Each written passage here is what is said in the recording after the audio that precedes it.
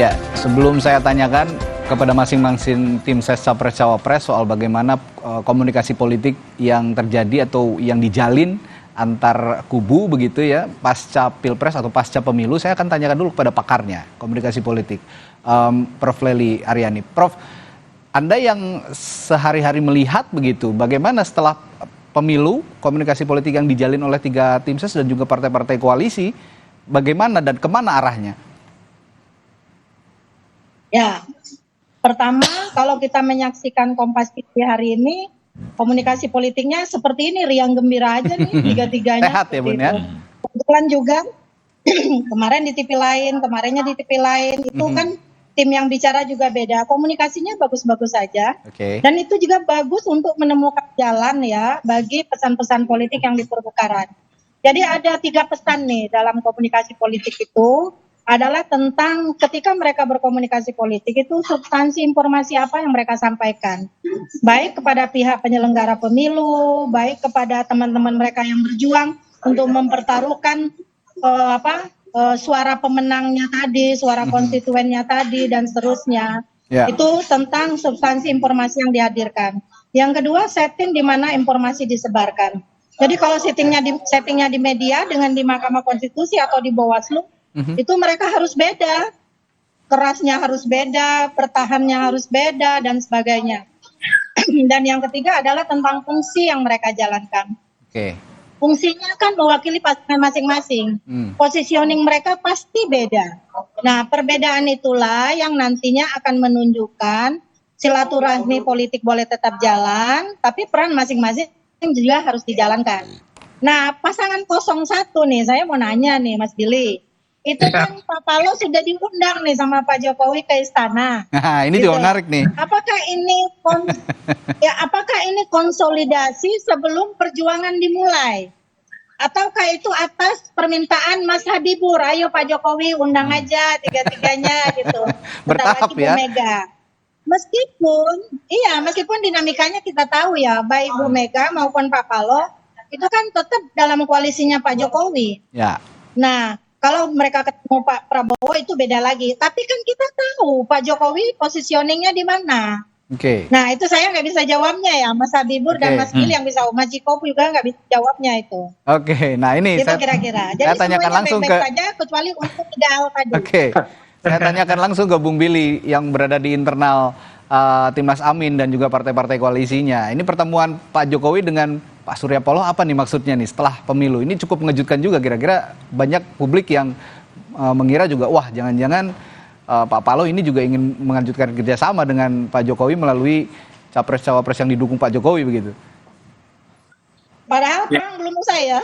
Ya, silakan Bung Billy. Secara internal kami belum mendapat informasi yang lengkap. Surya Paloh pun belum mengeluarkan pernyataan apa hasil pertemuan Pak Presiden kemarin. Tapi mungkin Pak Surya Paloh yang beruntung nih dapat giliran yang pertama ya. Dan itu dilakukannya di ruang publik. Kita nggak diundang makan siang, nggak diundang makan malam, tapi dilakukan secara resmi.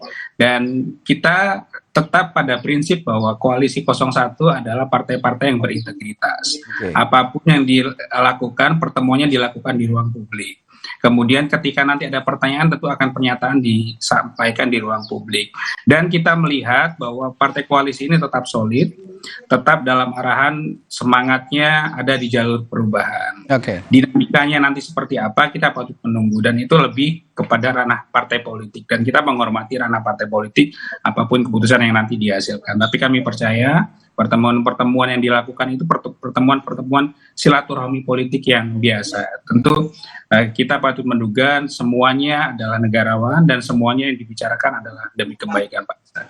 Demi kebaikan bangsa dan negara. Apapun hasilnya juga nanti di pemilu 2024 ketika KPU sudah mengumumkan hasil resminya. Ya, Bung Habib, kalau tadi disinggung Prof. Lely, ini ada komunikasi khusus sepertinya dengan berbagai partai politik termasuk dari kubunya 01 dan 03 gitu. Nah kalau Anda konkretnya untuk mewujudkan pernyataan Pak Prabowo pada saat pidatonya. Nah, ini kan muridnya mahasiswanya Bu Lely di Komunikasi Jayabaya. Saya diajarkan memang panggung depan panggung belakang itu ya kurang lebih begitu juga gitu. Begitu juga ya. Artinya kita politisi ini kadang-kadang ada hal-hal yang tidak seformal yang diduga publik, ya, komunikasi yang terjalin sangat baik, bukan hanya setelah, Mas. Oke. Ya, tapi sebelum dan pada saat kontestasi.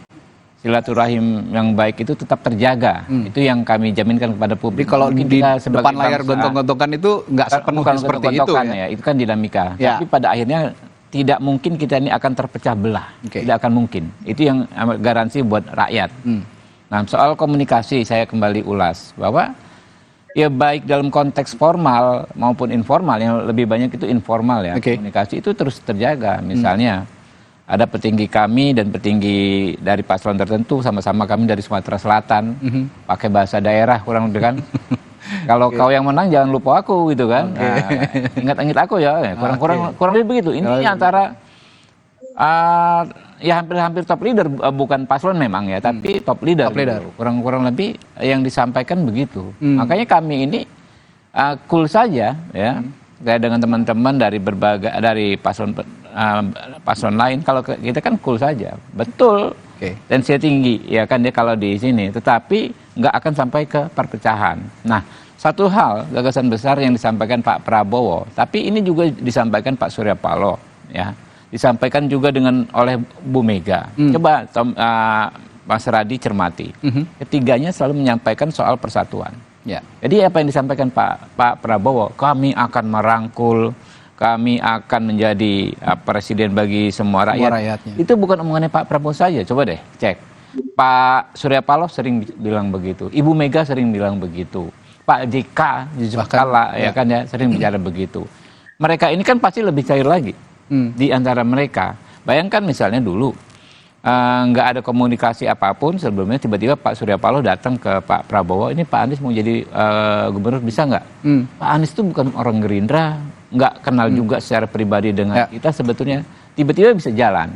Ya begitu juga misalnya ketika sebelumnya nih, ya Bu Mega dengan Pak Prabowo mengusung Pak Jokowi dan Pak Ahok, ya, di Pilkada 2012, ya kan? Sebelumnya kan kita nggak ada koalisi apapun dan sebagainya, tiba-tiba bersatu gitu ya. Bisa cair seperti itu. Nah, itulah yang memang harus kita tauladani yang dicontohkan para tokoh-tokoh bangsa itu, ya. Betul kontestasi boleh berjalan panas, ya, makanya Pak Prabowo kan menyampaikan maaf. Ingat waktu debat terakhir kalau nggak salah atau kampanye terakhir, mohon maaf kepada paslon 1, paslon 3 apabila ada kata-kata, ada perlakuan yang tidak mengenakan, tidak berkenan, ya kan ya. Nah, itu tetap harus kita sampaikan, Pak. Ya. Akhirnya kan kita melihat nih pemilu ya yang terbesar, demokrasi di negara demokrasi terbesar, melibatkan ratusan juta orang, 204 juta DPT, melibatkan ribuan penyelenggara di sekian titik dan serempaknya itu bisa berjalan. Mohon maaf ya. Kita nggak dengar ada kerusuhan, ada bakar-bakaran dan lain sebagainya, bentrokan pun tidak ada. Ini bagus nggak? Sangat-sangat bagus. Kita ribut-ribut kan kita sama-sama lewat jalur konstitusi saja. Ya, teman Pak Billy dan kawan-kawan langsung bergerak, kumpulkan bukti, ya kan? Sampaikan ke publik. Pak Ciko dan kawan-kawan kumpulkan bukti, bikin posko, bikin pos pengaduan, ya online dan lain sebagainya. Menurut saya ini kita nih bisa jadi contoh loh bagi negara-negara lain. Ingat, waktu Trump lawan Biden, itu kan ribut, yang sampai itu istana Capitol Hill yang didudukin segala macam, ya kan? Nah ini kita sejak 2019 ke sini, ini bangsa kita menunjukkan kedewasaan yang luar biasa dan ini kan dibicarakan di dunia internasional, ya. Dulu memang pernah kita yang melewati fase-fase tegang, ya kan ya, saling ya inilah ancang-ancang lah, ya kan? Kalau Anda kerahkan 10.000, kita kerahkan 100.000, kurang lebih begitu. Nah, faktanya kan setelah 2019 ke sini makin lama makin bagus ini. Bukan hanya sekarang di pemerintahan ya, tapi juga teman-teman PKS, teman-temannya waktu Partai Demokrat kemarin menjadi oposisi, quote and quote, juga oposisi yang berkualitas. Coba Anda cek ya di parlemen 5 tahun terakhir misalnya, teman-teman PDI Perjuangan, partai utama pendukung pemerintah, bisa juga bersikap kritis terhadap pemerintah, ya kan ya. Teman-teman PKS bersikap kritis tetapi tidak menghambat alur kerjanya parlemen. sikap mereka sampaikan, tapi alurnya tetap mereka hormati. Misalnya dalam perumusan undang-undang atau anggaran, sikap kami begini, nolak Ciptaker. Ya, karena tetapi begitu selesai, begitu rapat tingkat pertama, tingkat kedua, kalah suara misalnya, ya sudah dihormati. Itulah yang dicontohkan oleh para pemimpin-pemimpin kita 5 tahun terakhir, dan puncaknya ini pemilu kali ini. Pun ada riak-riak di tengah jalan untuk menuju proses rekonsiliasi itu. Seperti saya baru baca berita ini soal petisi relawan Ganjar yang saat ini mengeluarkan sikap petisi menyikapi hasil penghitungan sementara. Iya, boleh. Ada riak-riak seperti itu. Ya silakan, ya kan semua orang boleh boleh berbicara. Ya nggak boleh itu sekarang ini melarang. Dilarang melarang gitu kan. Kalau masih dalam koridor silahkan saja. Kan apalagi apa yang disampaikan teman-teman pendukung Mas Ganjar ini ya akan diformulakan dalam gugatan di Bawaslu maupun Mahkamah Konstitusi. Ya. Kita hormati. Jadi kalau kita cermati bersama bahwa proses-proses protes seperti ini bisa diselesaikan, dan penyelesaiannya itu harus secara resmi, baik itu di Bawaslu dan juga bukan hanya itu, Pak Randi, MK ya. Begitu ya. Termasuk teman-teman yang menyuarakan pendapatnya tadi bikin petisi, misalnya bikin mimbar bebas, boleh kok. Itu bagus sekali menurut saya. Silahkan. Sebagai penyeimbang begitu ya. Baik. Saya ke Bung Ciko. Bung Ciko, dalam konteks komunikasi politik, saya kembali lagi ke konteks itu, dan dalam rangka konsolidasi antar partai politik pasca Pilpres, suasana kebatinan PDI Perjuangan dan Ibu Megawati saat ini bagaimana, Bung Ciko? Sampai saat ini seperti saya sampaikan tadi selama acara ini tadi, bahwa kami masih berkonsentrasi dalam mengumpulkan bukti-bukti dan dugaan-dugaan kecurangan. Kami masih berkonsentrasi untuk menghitung suara pemilih-pemilih kami maupun suara seluruh Indonesia. Dan ini kita masih menunggu apa yang dinamakan penghitungan suara manual yang dilakukan oleh KPU, dan sampai suara ini final, dan bagaimana sikap-sikap kami selanjutnya. Masalah komunikasi politik ini kan intinya adalah masalah untuk masa depan, bagaimana setelah pemilu ini betul-betul selesai, mana yang akan berada dalam koalisi pemerintahan, mana yang bahkan berada di luar pemerintahan, dan ini belum menjadi fokus utama kami. Tetapi harus diingatkan, kalau saya berbicara bukan hanya sebagai juru bicara TPN, tapi juga sebagai juru bicara Partai Demokrasi Indonesia Perjuangan. Kami siap berada di mana saja, dan masyarakat juga sudah tahu, elit-elit politik juga sudah mengetahui bahwa PDI Perjuangan pernah beberapa kali ada dalam kekuasaan, dan juga kita juga beberapa kali menjadi oposisi baik di era reformasi maupun era Orde Baru, dan ini tidak pernah menjadi masalah bagi kami, karena kami menganggap itu juga adalah bagian dari sumbangsih kami pada negara dan bangsa ini. Kita bicara soal rumus demokrasi yang sehat, selalu harus ada unsur-unsur yang berada di luar pemerintahan untuk menjaga check and balances kegiatan-kegiatan berbangsa dan bernegara dalam sisi kenegaraan kita.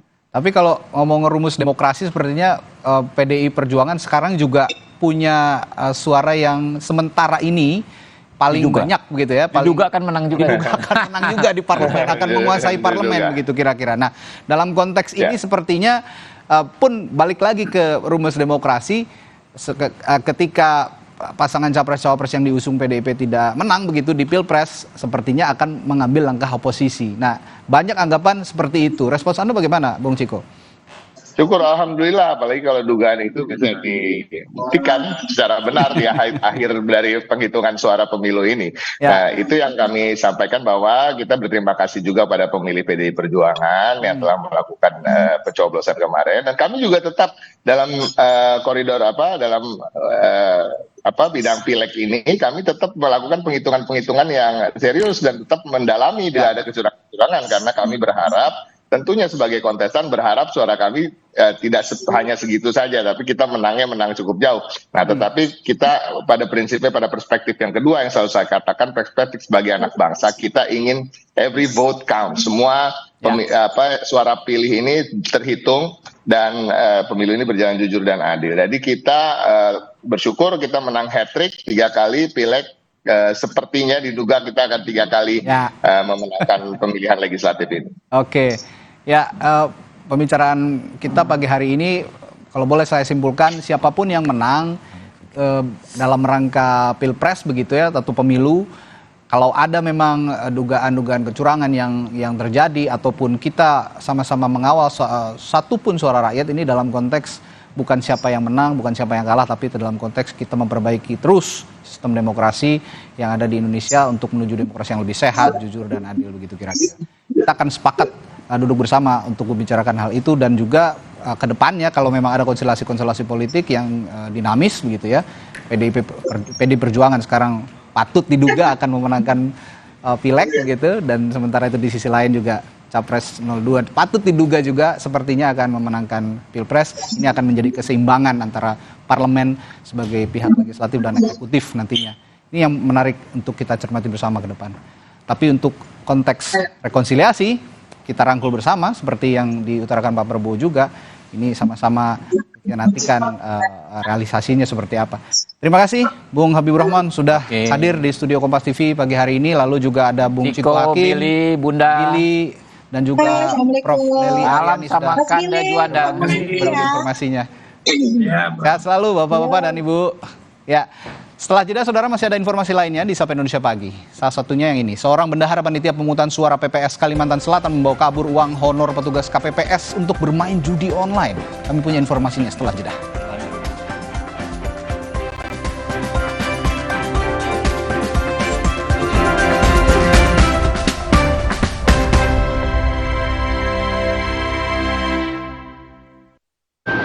Nyatanya, suara tetesan air nggak akan jadi lagu pengantar tidur yang nyenyak. Makanya soal cat pelapis anti bocor, pilih yang Aku Approve. Aku Approve dan Aku Approve Pro. Aku approve, aku approve. Sakit kepala? Minum Paramex. Andalan nih. Paramex cepat kerjanya, gak pakai lama. Cepat redakan sakit kepala, aman sesuai dosis anjuran untuk redakan nyeri. Sakit kepala, Paramex obatnya. Produksi Konimex. Kalau sakit hati, aduh. Nyeri otot. Segera minum Paramex nyeri otot. Redakan nyeri otot, sendi, dan pegalinu. Nyeri otot, Paramex nyeri otot. Produksi Konimex. Wah, anaknya lebih aktif ya. Rahasianya apa? Pilih susunya yang tepat. Vidoran Smart 1 Plus. Karena 9 dari 10 ibu pilih Vidoran. Pilihan lebih sehat, gula lebih rendah. Vidoran Smart dari susu sapi Australia dan New Zealand. Dengan formula imun up tinggi DHA. Pilihan ibu cerdas. Dukung daya tahannya, aktif, cerdas, serta tumbuh optimal. Anak Vidoran siap jadi kuat dan cerdas. Jalan yuk. Usia nambah, gerak susah ya. Kesehatan sendi harus diperhatikan. Rajin gerak badan tak berlebihan. Bila perlu, minum Wellmove. Diproduksi dengan teknologi modern, higienis, dan halal. Wellmove, bergerak itu nikmat. Untuk membantu atasi capek, pegal, dan nyeri otot, pakai Hotin Cream. Kalau untuk meredakan nyeri sendi, Rematik dan keseleo? nah, itu pakai Hotin DCL baru. Bahan aktif DCL-nya efektif mengobati rematik, linu, dan nyeri sendi. Hotnya Hotin banget deh. Kejutan Suzuki di Lunar Festival. Beli mobil Suzuki, promonya makin hoki. Fitur makin spesial, cuannya jadi maksimal. Cek selengkapnya di www.suzuki.co.id. Mau mengiklankan usaha kamu dengan harga terjangkau? Langsung aja ke pasangiklan.com. Pasang iklan segampang upload, bayar, tayang. Ada beragam paket yang bisa kamu pilih di pasangiklan.com. Mulai dari harga Rp50.000 sampai harga Rp1.000.000. Iklan kamu akan tayang di jaringan media milik Kompas Gramedia. Jadi, iklan kamu berpotensi dilihat oleh 270 juta pembaca. Di pasangiklan.com, kamu bisa memilih jenis iklan yang ingin ditayangkan. Kamu bisa memilih iklan untuk ditayangkan di website, Instagram, atau iklan baris di koran Kompas. Di pasangiklan.com, kamu nggak perlu khawatir, karena setelah iklan ditayangkan, kamu akan mendapatkan informasi mengenai perkembangan iklan berupa laporan performa untuk iklan digital dan Instagram, serta notifikasi penayangan untuk iklan baris di koran Kompas. Jadi, mau pasang iklan yang dilihat banyak orang dengan harga terjangkau? Segampang upload, bayar, lalu tayang? Tunggu apa lagi? Langsung aja ke pasangiklan.com. Energi kehidupan diambil Tuan Cungkat yang tamak. Sampai alam ia rusak. Putri Hijau bertekad menyelamatkan, berbuka dan hidupkan harapan. Marja. Sorry. Di sini kita makan.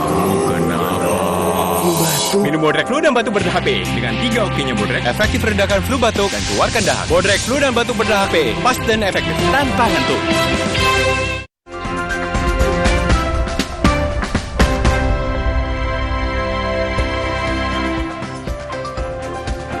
Saudara, seorang bendahara panitia pemungutan suara PPS di Kelurahan Batu Piring, Kabupaten Balangan, Kalimantan Selatan gunakan uang honor petugas KPPS sebesar 115 juta rupiah sebagai modal untuk judi online.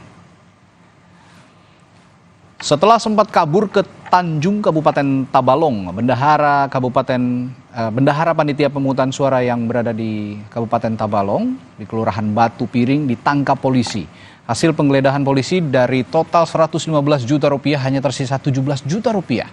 Pelaku mengaku uang honor itu digunakan untuk judi online. Kasus ini terungkap setelah 126 petugas KPPS mengadu ke kantor kelurahan karena belum menerima honor setelah bertugas. Hingga dilakukan mediasi untuk mencari solusi.